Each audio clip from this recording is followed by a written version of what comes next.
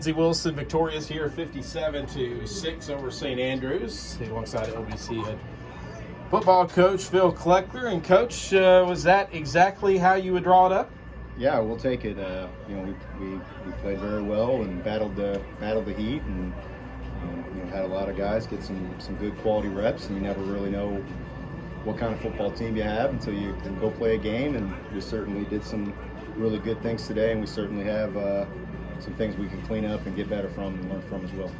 I thought it was important for obviously we know what kind of defense you have. I mean, a lot of guys returned from last year. I thought it was important for your offense to kind of make a statement, because there were so many questions around quarterback play, and the all-time leading rusher in program history gone, and a couple of receivers no longer.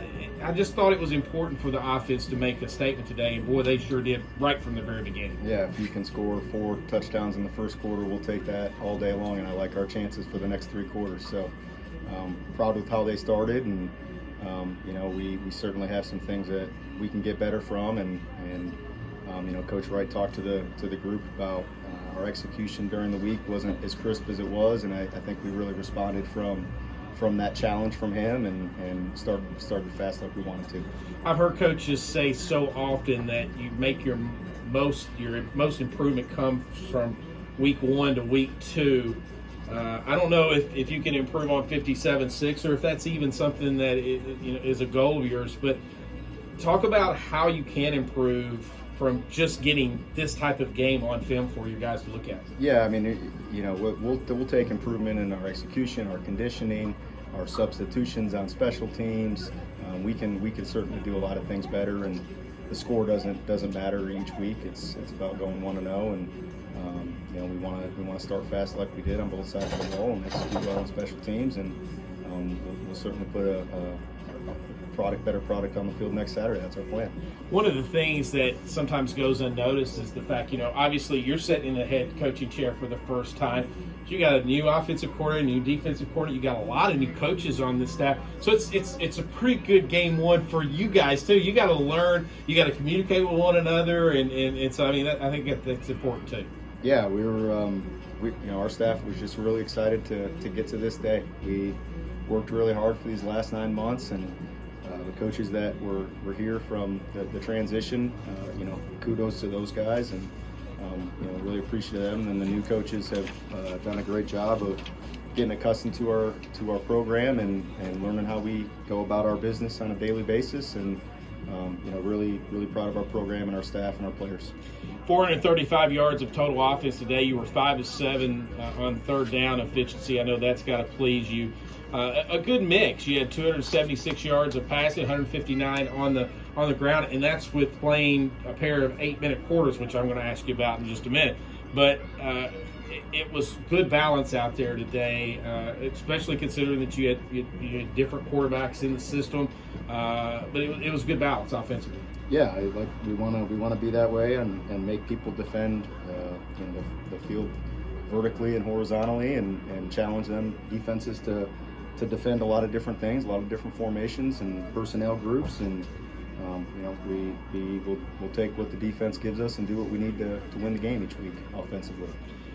Penalties was not the best today. I know but I told Bob in the post game that I felt like those type of penalties, they were penalties that are teachable moments that you can clean up.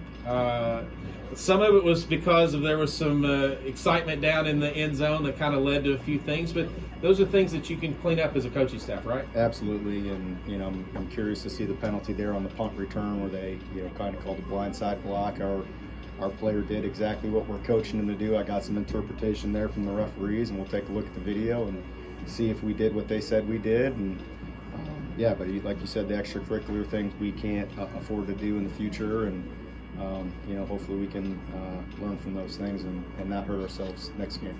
We didn't talk a ton about special teams in our pregame show, but I thought outside of the penalties, your special teams was phenomenal today. Yeah, I think our team speed really showed right there, and our athleticism, and we don't use that facet of the ball as a playoff, and we did a great job executing and doing what we want to do there.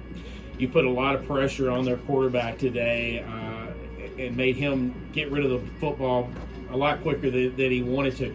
I bet there's probably one play you wish you'd have back on the 4th and 16, but other than that, I thought your defense was outstanding today. Yeah, we didn't execute our assignment there at a position, and we let the quarterback get outside of the pocket. Just like you. I'm trying to compliment your defense. You want to talk about them. But that's what happened. And that's another learnable moment for a young man that doesn't have a lot of experience under his belt, and team defense is one of 11 parts, and we didn't do our part there, and unfortunately gave him a first down and led to a touchdown. So one of the great things about a score like this today, outside of just going 1-0, is the fact that you do get to play a lot of guys, and they get some of them their first college reps. Talk about how important it is for them to get that in-game experience, because practice is practice, but being out here on the field is that's valuable. Yeah, it's the conditioning factor. You can try to simulate it all you want during practice, but it's not a game, and the lights aren't on and the fans aren't here, and some guys can learn from some critical moments and get that experience under your belt and then build on it the following week, and that's part of the learning from week 1 to week 2, and that goes from an individual basis as well. So like I said, we'll evaluate that and hopefully grow from it and learn from it. 8-minute quarters? Yeah. It was one of those things they proposed to us, and I think the game of football, you want to play it the right way, and I think they felt like they weren't in enough shape to continue in the heat, and it was warm down. It was the extra turf and the rubber, and yep.